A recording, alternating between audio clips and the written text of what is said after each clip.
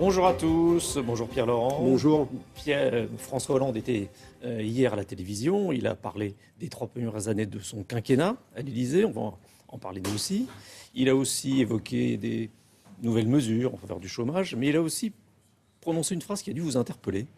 Il a dit que le programme de Marine Le Pen, ça ressemblait à un tract du Parti communiste des années 70. Comment vous réagissez ? Je suis scandalisé, et je l'ai dit dès hier soir, et j'ai demandé au président de la République des excuses publiques pour cette phrase. En vérité, c'est une phrase lamentable, et c'est la seule chose que le président de la République a trouvé à répondre à des électeurs qui lui disaient leur désarroi dans un reportage et qui dénonçaient ses trahisons par rapport à ses promesses de 2012.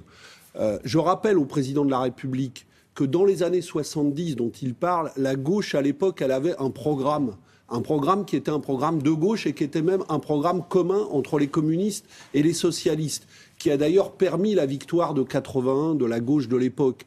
Donc la gauche à l'époque n'hésitait pas à dire des choses auxquelles le président de la République a aujourd'hui totalement renoncé.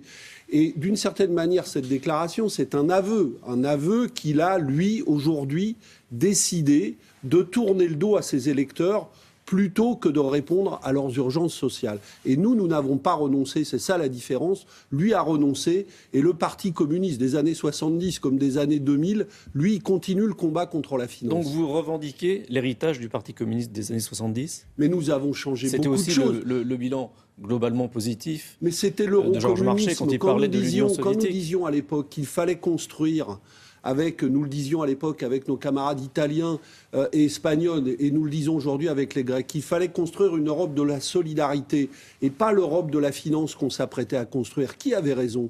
Les communistes ou ceux qui se sont engouffrés dans l'Europe qu'on connaît aujourd'hui ? Quand nous disions à l'époque qu'il fallait défendre les emplois industriels parce que c'était la richesse de la France, qui avait raison ? Ceux qui ont dit c'est fini l'industrie, il faut tourner la page, et qui provoquent aujourd'hui dans les régions industrielles françaises la catastrophe politique qu'on connaît. Donc il y a effectivement des choses de cette époque-là que je revendique totalement. Et il y en a d'autres que nous avons changé, bien sûr, parce que le monde a changé et les communistes aussi ont changé. Mais nous n'avons pas nous n'avons pas jeté, nous, le bébé avec l'eau du bain, excusez-moi. Vous parliez de l'Europe. Il y a un problème auquel l'Europe est confrontée, c'est la vague de migrants en provenance d'Afrique, de Libye, avec les naufrages, les drames qui se produisent. Est-ce que ces drames, justement, peuvent être évités ? Bien sûr que ces drames peuvent être évités. Et tout le monde est dans l'horreur face à ce qui se produit. Ce n'est pas le premier naufrage depuis le début de l'année. La Méditerranée est devenue un cimetière avec des centaines de morts régulièrement. Je pense qu'il y a plusieurs choses à faire. D'abord, il faut arrêter les logiques de guerre dans le Moyen-Orient. Il faut la guerre en Libye, la guerre en Syrie. 2 millions de réfugiés syriens hors de la Syrie aujourd'hui. Donc il faut faire prévaloir absolument des logiques de paix contre les logiques de guerre actuelles. Et deuxièmement, nous pouvons faire des choses concrètes. Il faut par exemple aider la Tunisie. La Tunisie aujourd'hui qui est confrontée à l'afflux des réfugiés libyens, qu'est-ce que nous faisons ? Est-ce qu'on annule la dette de la Tunisie ? Est-ce qu'on aide ce pays à se développer ? Est-ce qu'on l'aide à apporter des réponses sociales à la misère qui est en train de se développer Est-ce qu'on l'aide à faire face à l'afflux de réfugiés libyens ? Qu'est-ce qu'on fait pour aider ces pays-là ? Rien pour le moment. Est-ce que la France doit accueillir une partie de ces migrants ? Oui, je pense que la France doit aussi accueillir une partie des réfugiés, notamment libyens et syriens, qui sont le résultat des guerres que nous-mêmes avons menées. Parce que la guerre en Libye, c'est la France qui a décidé d'aller la mener à l'époque, qui a déstabilisé ce pays. Il y a 2 millions, il y a des millions de réfugiés libyens. Donc nous devrions effectivement prendre notre part de solidarité. Je rappelle que les chiffres d'accueil de réfugiés issus de Syrie et de Libye sont les plus bas de toute l'Europe en France. Nous sommes ceux qui accueillons le moins. Il y a quelques milliers de personnes qui sont accueillies chaque année, pas plus, venant de ces pays, alors qu'ils sont des millions de réfugiés.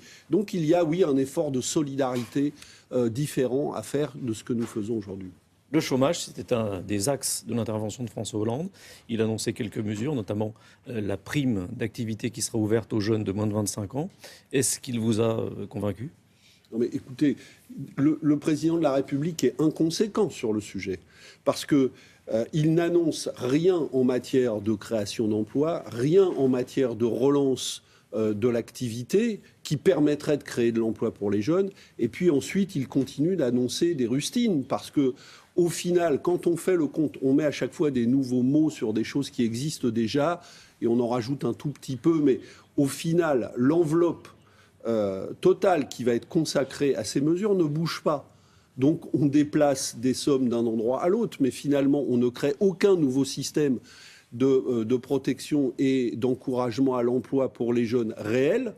Et à l'inverse, là où il faudrait des grands programmes d'emploi, par exemple, on a dans le domaine écologique, dans le domaine du ferroviaire, dans le domaine de la rénovation de l'habitat, on peut annoncer des grands programmes d'activité qui créeraient de l'emploi en réservant une partie de ces emplois aux jeunes. Rien de tout cela, et uniquement des mesures qui sont des mesures cache-misère pour le moment. Aujourd'hui, vous êtes clairement dans l'opposition. Mais écoutez, ça fait 10 fois qu'on nous pose cette question-là. Nous nous opposons à cette politique parce qu'elle échoue, tout simplement. Quand une politique échoue à ce point, qu'elle débouche sur l'augmentation du chômage, sur une catastrophe politique pour la gauche, est-ce qu'il faudrait dire on va la continuer? Évidemment il ne faut pas continuer cette politique et qu'il faut en changer. Heureusement qu'il y a des gens qui disent comme nous qu'une politique sociale, une politique solidaire, une politique de gauche, une politique avec un nouveau projet, un nouveau modèle productif et écologique est possible pour notre pays. Bien, c'est ce que nous revendiquons. Merci Pierre-Laurent.